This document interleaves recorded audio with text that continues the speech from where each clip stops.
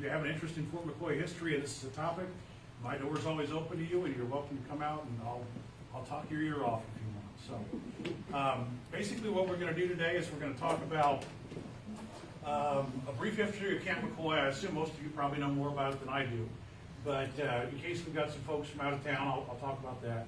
We'll talk about events that led up to the 42 base expansion, reasons why Camp McCoy was chosen, and what was probably a critical element of that choice, which was the 1940 Second Army maneuvers, which is kind of an obscure piece of history that maybe most folks don't know about. We'll talk about the timeline of the 42 removal, a little bit about the construction of North Post, and then the aftermath of the removal after the 1940s. And then, like Jared said, we're going to leave probably 20 or 25 minutes at the end for just open discussion, people to tell stories, because this is community history. As much as the Army takes care of the historical properties, and we do it for environmental regulations, and because we have laws like the National Historic Preservation Act, this is the history of Monroe County, and so this belongs to you as much as it does to the Army or anybody else. And so we'd like to hear from you as much as we'd like to tell you about what we found and what we have access for you to learn about. So without further ado, we look at the Camp McCoy timeline. We're looking at 1905. Basically, Colonel Robert B. McCoy, who eventually becomes the General McCoy, invites soldiers from Fort Snelling, which at that time is the only Army base in the Midwest, to come down and train on his ranch east of Sparta. And we're really talking about Spanish-American wartime here. This is a cavalry army. This is a volunteer army. This is Teddy Roosevelt and the Rough Riders in Cuba. That's who's coming down in the early 1900s to train at Fort McCoy. And part of their requirement was to do a road march of 300 miles from Fort Snelling down and back. And it just so happened, you can imagine that on horses and on foot. They had to walk 300 miles down and back. And it just so happened that McCoy's property was the exact right distance, and he had been in the Army, so he basically volunteered his ranch. But he probably had an idea that eventually there was going to be a need for an Army base somewhere in this region. So we go to 1909. This is the original map of the original reservation. This is what is now today South Post. This is the original railroad line that's still there. If you can imagine, 16 is probably about there right now. 21 is up here. And this is basically the first chunk that the Army buys in 1909. It's about 14,000 acres, and they'll add on bits and pieces of it, but they buy McCoy's ranch, and they buy other parcels, and they do negotiate on that. That's not eminent domain. They actually just bought that straight out. They had originally wanted to build a base up by Camp Douglas or Camp Williams, but the land prices got so high that McCoy convinced them to buy his land instead. So in 1917, we got World War I. Camp Robinson at that time is what the base is known. There's Camp Emory Upton and Camp Robinson. One is a cavalry base and one is an artillery base. And they're essentially tent camps on that piece of property. They're put up every year. They're taken down every year. They have very few solid buildings. That's one that we found archaeologically that was an old warehouse. But I mean, this is a tin roof shack with a couple of layers of cement foundation on it. We've actually found this site. It's over by the Cranberry Marsh on Stillwell Creek. And so we've actually got some of the debris. We've got some officers' badges and things like that from that early cavalry base. You know, you can see here that everybody was basically calling it whatever they want. I don't know who Camp Hasbrook was, but the folks that were here were National Guard soldiers coming from Indiana, Iowa, Illinois, Minnesota, Wisconsin, Michigan. And they would come in here and do their annual training. And then in 1917, we ramp up for World War I. And that's a persistent theme you'll hear me talk about today, is that the Army is ramping up and then shutting down, ramping up and then shutting down. And the idea had been for a long time that, you know, the United States did not think it needed a professional Army.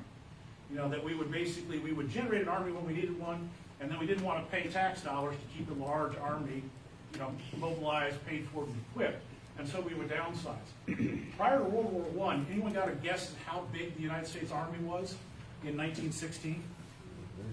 Anybody want to guess? Ballpark? Right now, the United States Army's got about 2.3 million soldiers. In 1916, it had 120,000. So that gives you an idea of the scale we're talking about, and that's nationwide.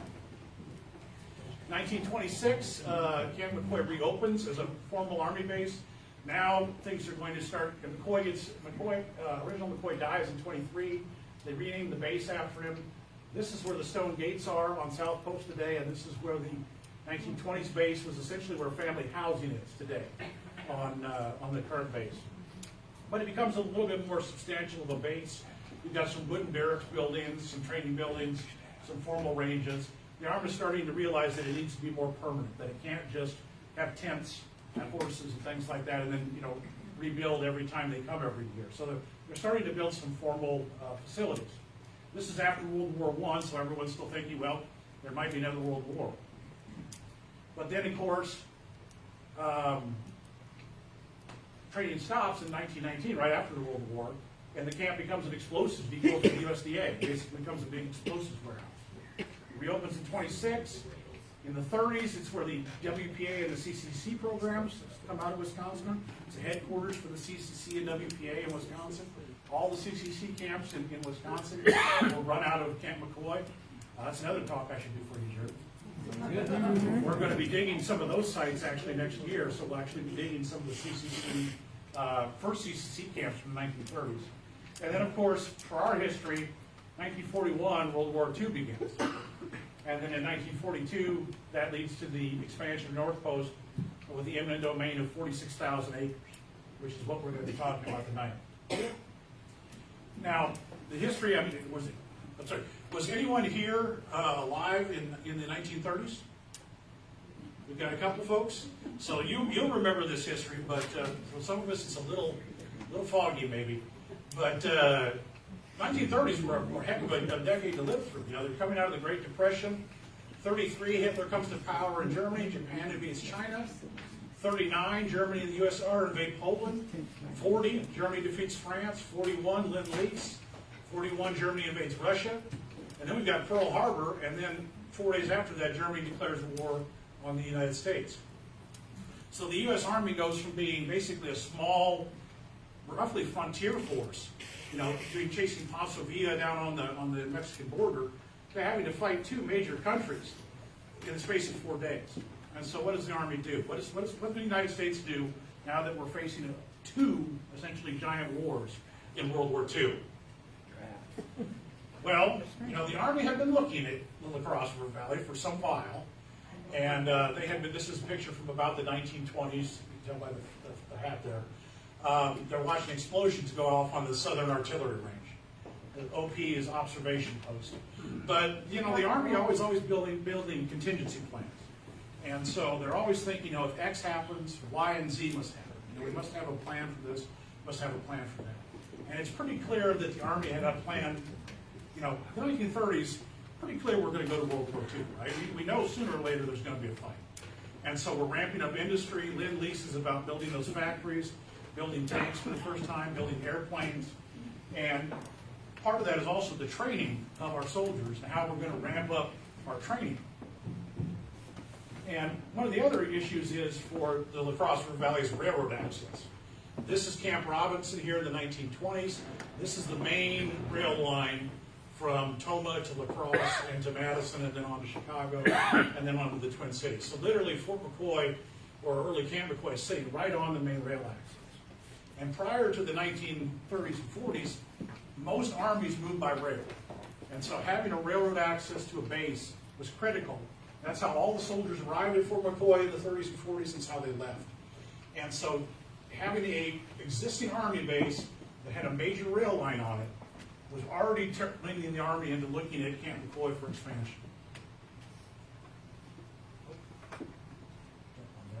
The other thing is topography. This is the triad here on the 1942 map, South Post here. If you look at the upper La Crosse River Valley, which is what we're talking about for Fort McCoy, it's a box. You've got hills around almost all four sides, except for where the Cross River exits. Jackson Pass there. The Army was concerned that when they were shooting artillery back and forth, that they'd have a solid wall around the base as a safety feature. And so one of the reasons they chose the northern part of the base was it had this kind of natural box. And it was adjacent to those rail lines, and it was adjacent to an existing rail line. So you got 1, 2, 3 stacking up, all pointing to this being an area that they want to expand into. And this will eventually become the impact area here, but you can see there are several impact areas that are being used in 1942. They haven't finalized on that yet. Finally, the last thing that really kicks in is what's called the Second Army maneuvers. Has anyone ever heard of the Louisiana maneuvers? These were the first kind of like big training maneuvers that were done by the United States, big war games. And they were held across the country. In Wisconsin, they were held over roughly 1,000 square miles of western Wisconsin. All the way up to Black River Falls, all the way down to Camp Williams, Sparta here, Toma here. All the red areas you see were basically war game areas around this area. And again, that was all based out of the existing Camp McCoy. But you can imagine how many generals were here looking at the Monroe County area, training their troops here and thinking, well, you know, this looks like a heck of a place to build an army base. Probably this, more than anything else, is what led to Camp McCoy expanding into what would eventually be Fort McCoy. But again, what are they doing here? They are essentially trying to figure out how to fight the Germans. The Germans come through, knock down France within a few weeks. France was thought to be the best and biggest army in the world. They thought no way in heck Germany was going to defeat France. All of a sudden, Germany runs through with blitzkrieg and tanks and knocks out what is essentially an army 5 or 6 times the United States' strength. So now what are we going to do? This is essentially the army that is training here. Radios on mules. And they're going to try and stop the panzers in a year. So things need to change big, fast, and in a hurry. So we've got soldiers, we've got folks coming in. It covers 1,000 square miles, Monroe, Jackson, County, 60,000 soldiers so for that 3-week exercise. Does anybody remember that when all those soldiers came in 1940? I want to talk to you folks. It took 106 trains to bring them all in. They brought 200 convoys of vehicles and 100 warplanes, which was basically 75% of the U.S. Air Force at that time. Unfortunately, our top-line fighters were a little bit behind the curve. And we had one tank for about every 1,000 horses. And that wasn't much of a tank. All right, this is at Fort McCoy, at Camp McCoy in 1940. 10 points, history points for anybody who can name that gentleman. Marshall. Yep, George Marshall. He's actually sitting there outside of Toma watching these war games go on. He's going to become the Chief of Staff of the United States Army. And about a year later, he's going to have Dwight Eisenhower and Douglas MacArthur try and win World War II. So he's at Fort McCoy trying to figure out how to make that army into this army. He's up on LP1. Was that it? Did you meet him? No, I didn't meet him, but I know the You know that territory? You spot it? So here's the timeline of the 42 removal. Okay? So we've had December 11th. USA is now at war with Japan and Germany. You know, imagine that we're Ukraine, right? We've got Ukraine in the news. Imagine that we've been attacked by 2 Russians. What are we going to do? That's essentially where the United States is at right now. So it's all hold bar. You know, the rule book gets chucked out the window. Industry gets told this is what you're going to do. Landowners get told this is what you're going to do. And big bases are built up all over the country. February 15th, only 3 months later, is the announcement of the land seizure. Basically, 3 months after Pearl Harbor, they're saying, we're going to build. February 20th, 15 days later, the U.S. Marshal starts knocking on doors and tells people, you got to get out by March 10th. And basically, it was like, we're going to give you, we've got appraisals. Land appraisals are beginning in February and March. Again, this is only 3 months after Pearl Harbor. They're already starting to put soldiers on the ground and start offering money. They're not going to bargain. They're just going to give you a straight dollar amount and ask you to leave. But again, it's a war footing. This is not a, you know, we're thinking about building a base for 5, 10, 15 years. We need a base yesterday. May 42, construction of triad begins. The one thing they did do was they allowed the farmers to get their crop out. And they did allow some of the farmers to stay until October 1st. But their training, literally, they've got Army folks training, 30,000 soldiers training in amongst the farms. So imagine you're out there with your horse and your plow working your corn, and suddenly a tank comes through your corn patch. That's what 1942 looked like on Camp McCoy. Not that, but they came down, a couple soldiers came down to the garden when Mom was home. Construction of the triad begins, which is the main part of Fort McCoy, the business part of McCoy, that kind of that triangle. 50,000 people are employed for 6 months, 24 hours a day, 7 days a week, to build that Army base. They crank that thing out in record time, and they do it so well that we're still using most of those buildings 80 years later. The Army really couldn't build as well as these people did. And these are your descendants. These are people that probably your relatives lived in Sparta, lived in McCoy, lived in Tacoma, lived in the other area. They built buildings so well the Army couldn't replace them equally until the 1980s. And we've been still using them today because it cost the Army $2 million to build one of these buildings to replace what your ancestors built in 1942. So finally on June 30th, forced removal begins. Again, it's not an option. You're leaving. The Army needs to train. We're going to have 30,000 soldiers come through every 6 weeks. We're going to pump nearly 500,000 soldiers through Fort McCoy in the course of World War II. October 1st, the last farmers are vacated off the land. And it's tough. That I realize that this was a shock, and this was a tragedy to the family there. But you got to understand, again, this emergency idea. I mean, this was a emergency wartime measure. And it was going to happen. If it wasn't going to happen here, it was going to happen somewhere else. And the result of that is the Fort McCoy we have today. You know, Fort McCoy that has 10,000 employees, pumps in a couple $1 million into Monroe County every year as the chief employer here. You know, basically the major industry of Monroe County, if you think about it, cranberries and soldiers. And that's the result of these events. So the base construction starts again while residents are still on farms. Some of the folks building the base are the farmers.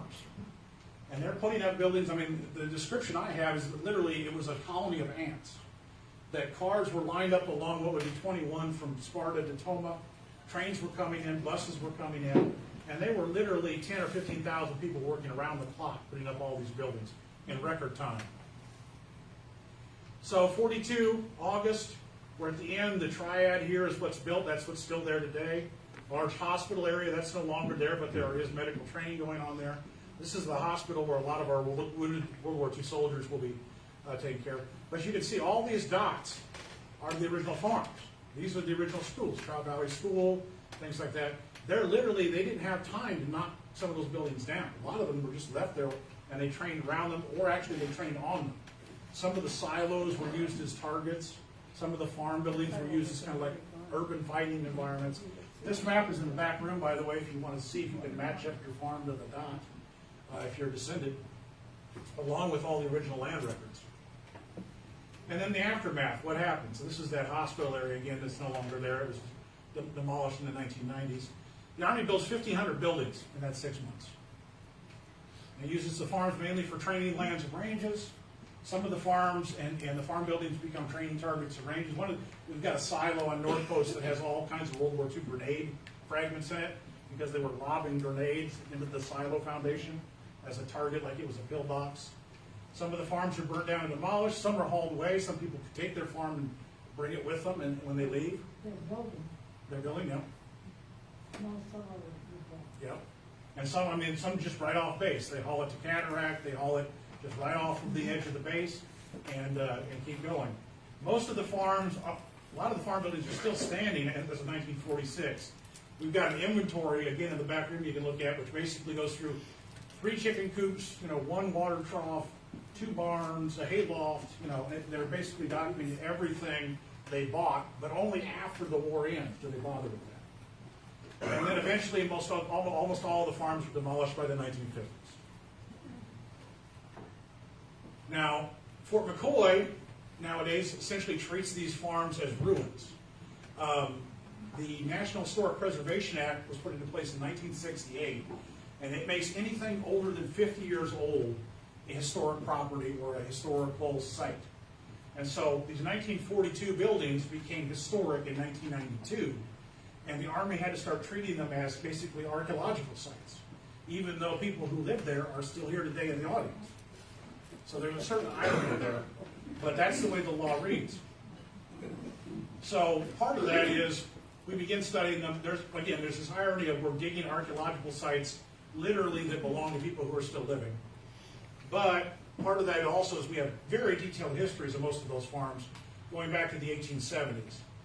And all that information is available from Fort McCoy. If you want to get the detailed history of your farms, you want to get the maps, the historic maps, the deed records, we have all that information there.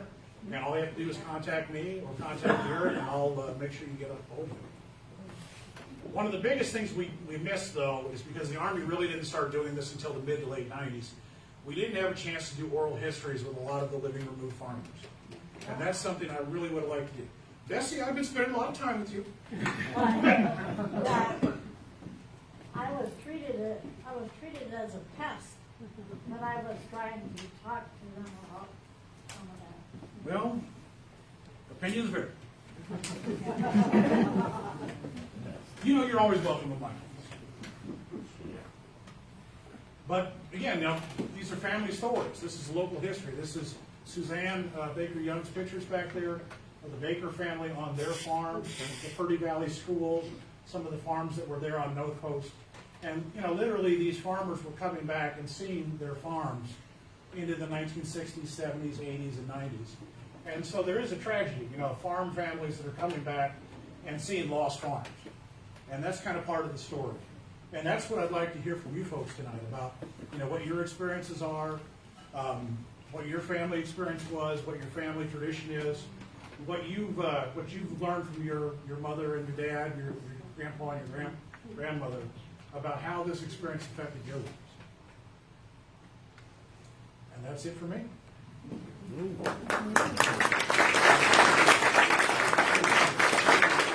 Do you have any questions that are not just family experiences, that are just factual questions? Yeah, I'll come around with the microphone so that we can hear you in the hallway and upstairs. Yeah, I was wondering, when they bought the land, and did they just pay a flat rate per acre, or did they make some kind of allowance for the building? They made allowances for the buildings, but I mean, none of the farmers thought they were getting a good deal. You know, they were getting, you know, probably half of the real market value, if that. Well, most of these people had gone on the farm, like my grandfather.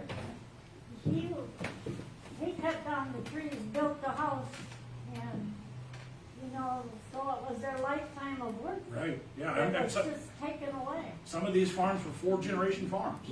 I mean, can you?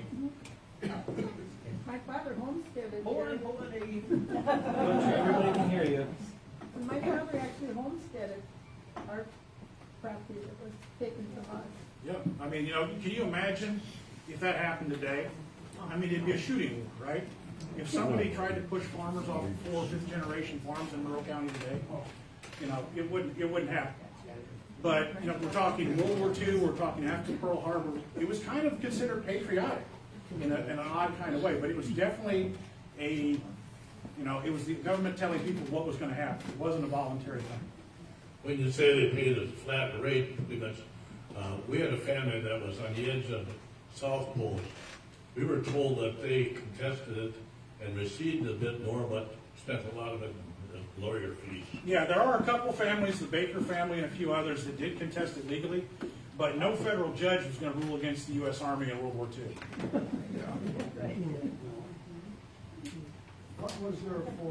What did you find for the Japanese internment camp and the German internment camp? That's next year's lecture. We've done some digging out there. We've done some research. Actually, we're doing a lot of research on that right now. And so 2024, I'd like to come back and talk about POWs. Okay? Follow-up is, the archaeological digs you did for the Indians that were in Stillwater Creek area, would you ever prepare a summary speech such as this for that? We didn't do that. We need to do that. We have had archaeologists from Fort McCoy come and speak. Stephen Wegner was here and Alexandra was here. And they spoke on a variety of topics related to archaeology at the fort. It's been a few years though. There are 600 ancient Native American sites on Fort McCoy.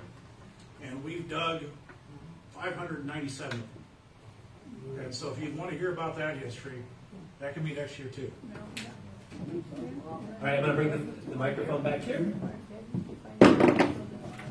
It has always been a dream to work on an archaeological dig. Do you take volunteers to help when you dig? We do have open days.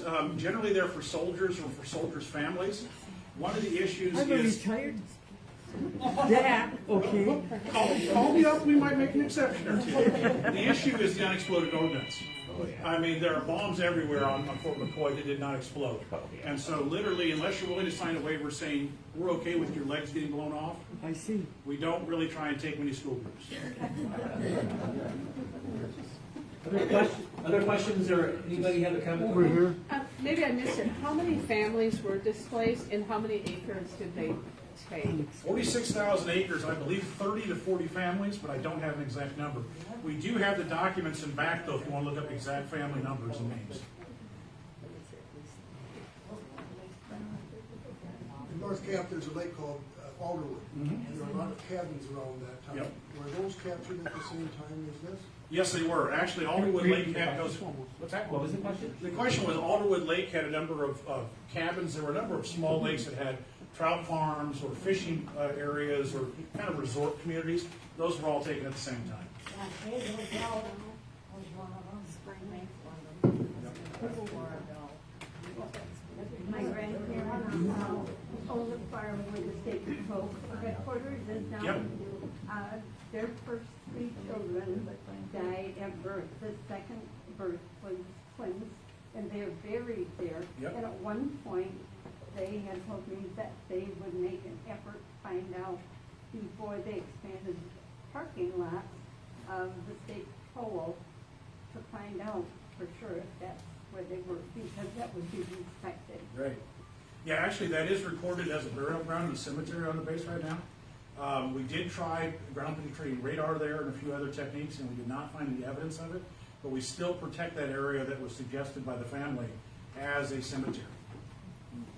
I can add a little bit to that as far as not actually finding anything. It was just a class I took yesterday, even on burial grounds. Oftentimes, infant burials, even if they're in a regular coffin, you can't find after a certain amount of years just because they are so small. Yeah, I mean, you gotta remember, Fort McCoy has very acidic pine soil, and so infant burials will probably melt within about 10 or 20 years. We've got about 5 or 6 infant burials or farm burial cemeteries on the base, and those are ruthlessly protected. If I see a bulldozer by them, I charge it full speed, so. I have a question. You said 30 to 40 families and 46,000 acres, so the average farm was over 1,000 acres? I think it was a lot of families that had group farms, you know, you had brothers and cousins and different generations. I think you're wrong in the numbers. What do you think, Bessie? What's your number?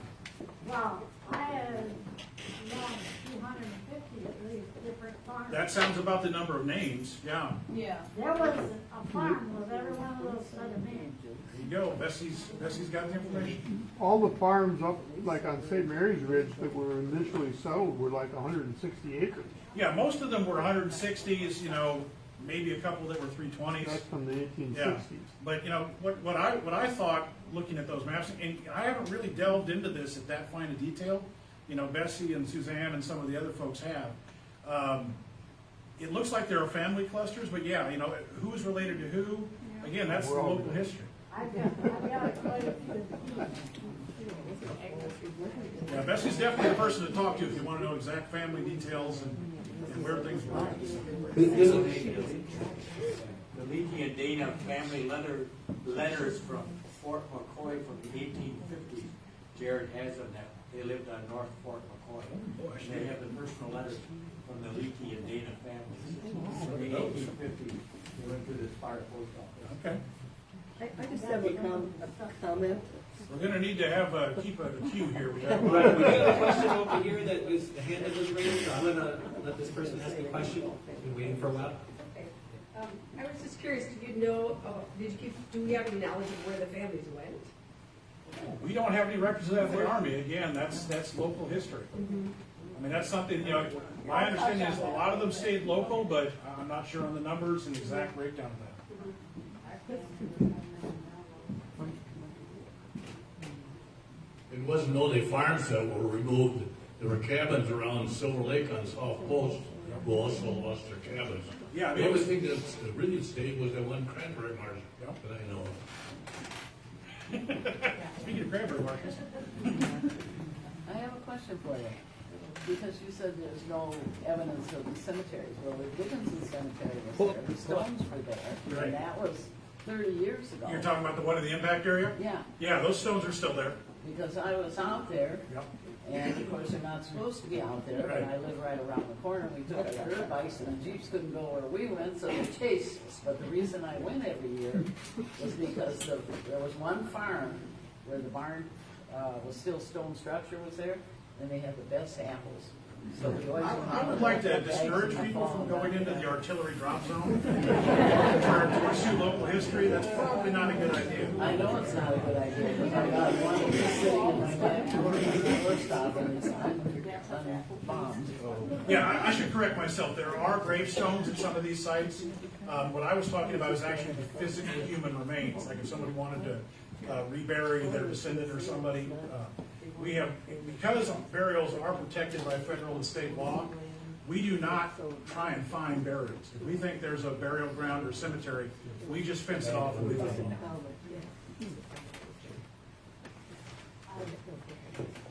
Oh, there was just a comment about with some of the land that was seized, not privately owned, like perhaps owned by the USDA or something. Yeah, there was a lot of USDA land, there was a lot of Monroe County land, there had been a lot of land that had been condemned for back taxes. That was kind of how McCoy built his ranch, was that he was the judge, and so when things got condemned in his court, he just bought them. Which was probably a good way to amass 40,000 acres of Wisconsin farmland.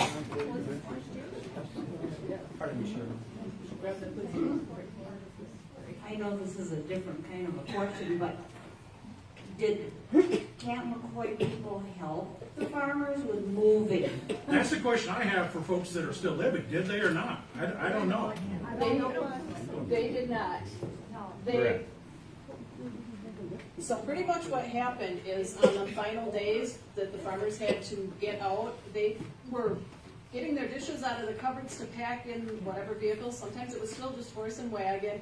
They were getting their cattle out of the barn. Sometimes that last cow's tail barely cleared the door, and it was bulldozed down. The only thing that the government did was start moving in. They didn't help pack up or move or anything on that order. So If you left dishes behind, they broke them.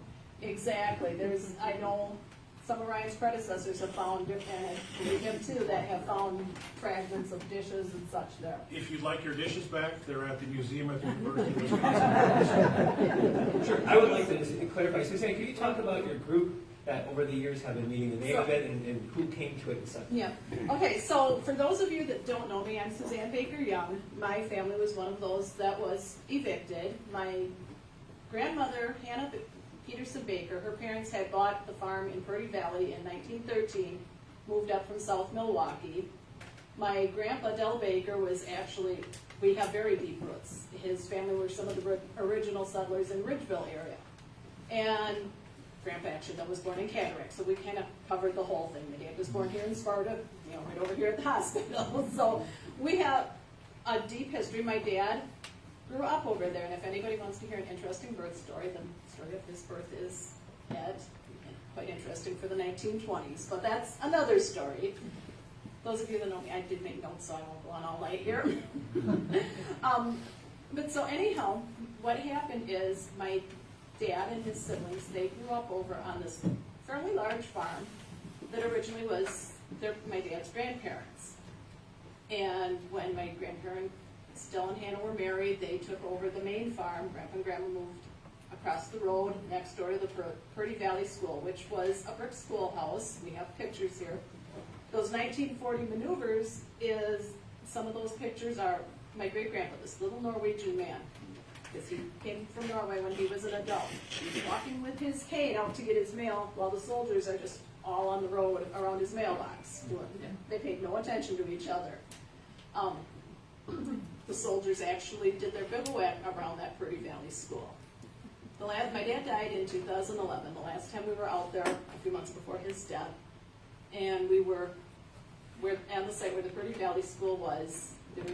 At that time, were some bricks left from it. And as he had often said, that little brick schoolhouse is where he learned everything he ever knew. This is the school we're talking about right there. This is actually, someplace in that picture is my dad's youngest sister.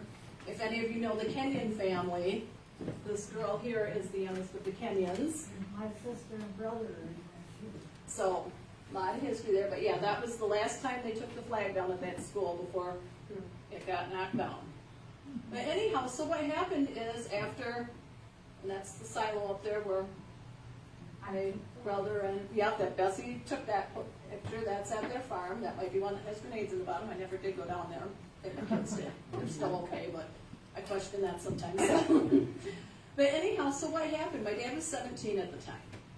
His lifelong dream had been to be a farmer, take over his grandparents' and then parents' farm, and that was it. So when he went to high school, at that time, there were no buses, so you had to stay in town, because that was a long trip from out there in Purdy Valley into Toma, or from the site over into Sparta.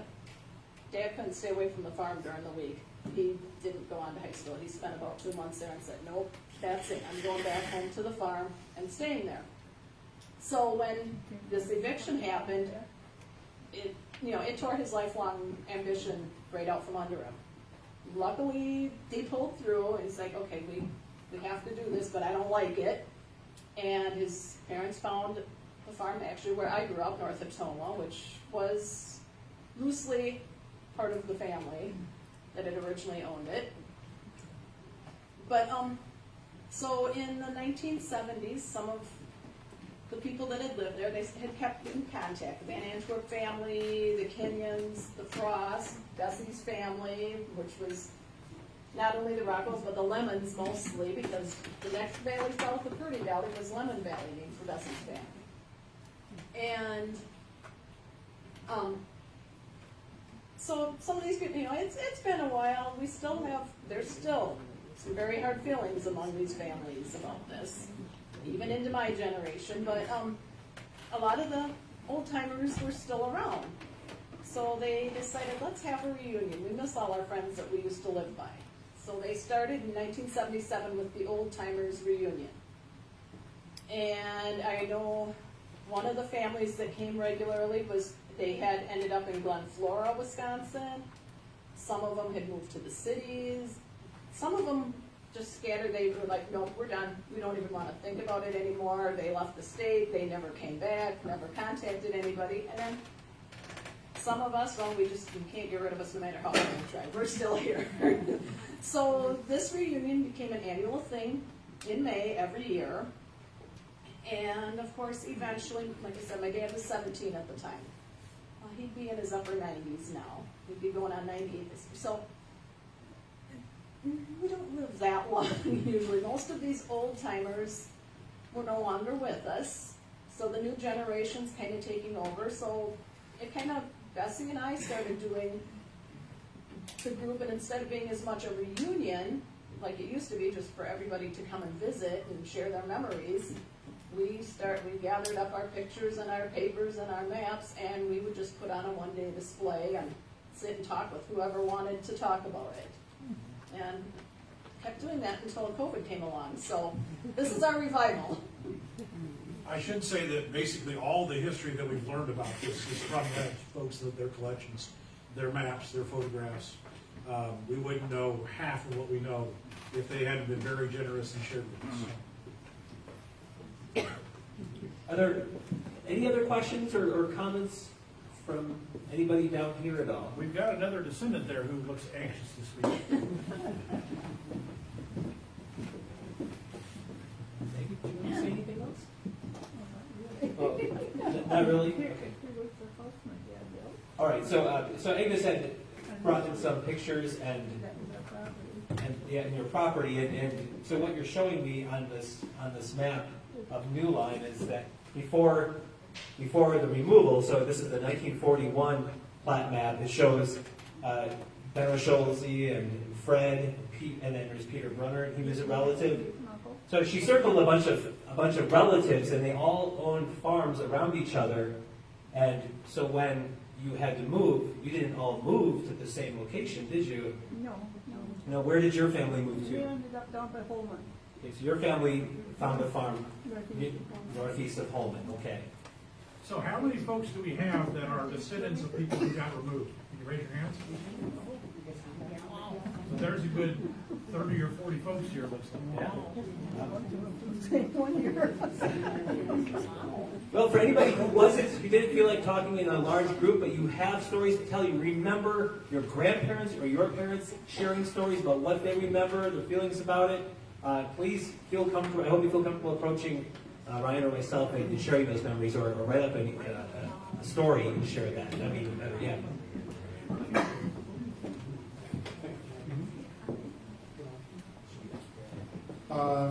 Thank you very much, Ryan, for your presentation. I just have one comment, and I'm not in the family descendancy of any of what has been talked about tonight, but I understand the different emotions that have come forth that you described.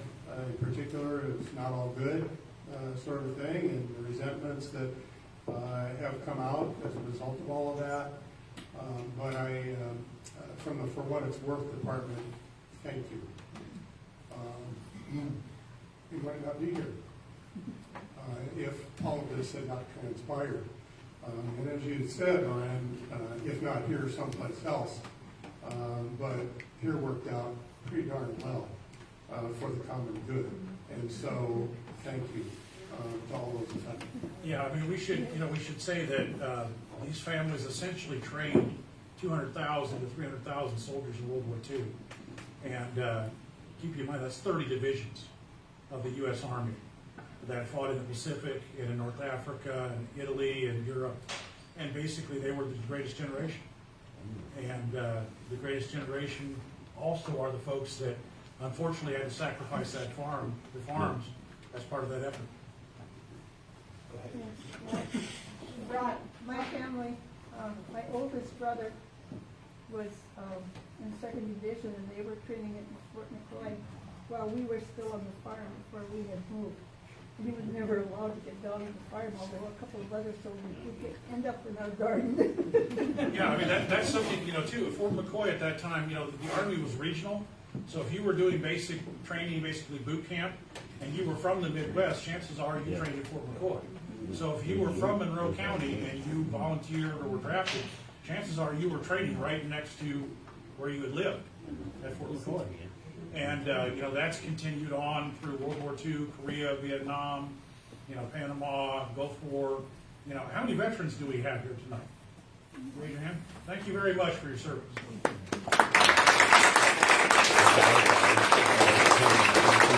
How many of you folks trained at Fort McCoy over the course of your military career? There you go. So. Hey, Ryan. These 5 brothers from that Schulze family served in the war. Yeah. So, Do you know where or with what unit or anything? well, I got stuff on it. I got that. Yeah. The oldest brother, Harold, was in the European campaign. The third brother, Henry, was in the South Pacific. And let's see, Gene was in the Marines, and they were waiting for the orders to invade Japan when the war ended, so he didn't have to leave the States. And then the next brother was KIA in Korea, and the next one was wounded in Korea. And the 2 younger ones were Marine Reserve and Wisconsin National Guard. So out of my 8 brothers, 7 served.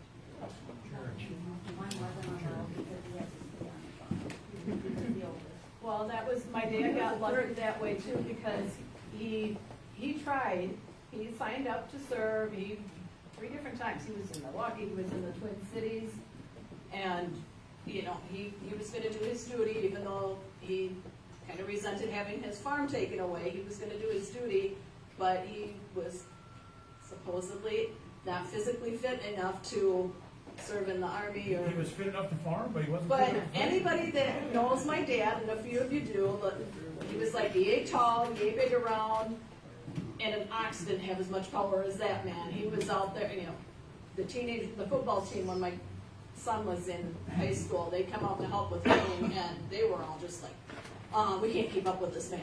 The entire team couldn't do the work he was in, but yeah, he was unfit. But his older brother did serve as an MP with the Marines in Alaska during World War II. So, Well, that's another thing we should mention, that a lot of residents around here maybe didn't go overseas, but they served as guards at the POW camp, or they served as training here. A lot of women served on the base at that time, doing a lot of the activities that so soldiers could be freed up.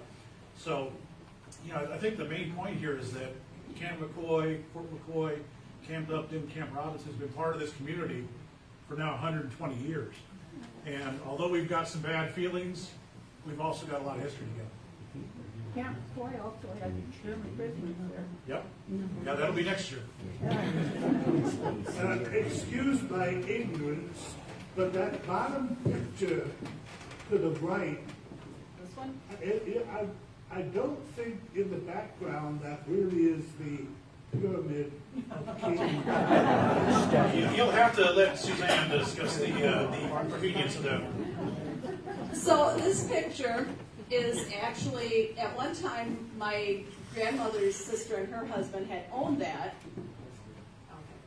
I don't know how that happens. So anyhow, this house here was not an original, or no, the barn was not original. The barn had been taken down by a tornado and rebuilt. But this was the Kenyon homestead. And I'm sure most of you that are from the Sparta area will remember Glenn and Dolores Kenyon. And so that was where Glenn grew up. Anybody that's familiar with our government around here from like the 1970s will remember Kyle Kenyon, who was the state assemblyman. He was also a brother that lived there. Jim Kenyon, another brother. He was the same age as my dad. He's not in that school picture. They were already out of the grade school at that time. But he went on to serve and then eventually worked at the VA in Toma before moving to Florida. So this was the Kenyon household. And That tree is still there. that tree, yes, this pine tree here, that tree is still there. So if you want to see proof, I have pictures to prove it. They're in the bag.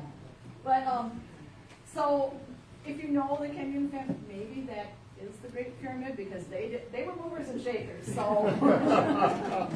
Any last words, Ryan? Just, we've got 5 minutes left, but I'll be around until the cows go home. And you're welcome to join me in back and look at some of the original documents related to that removal.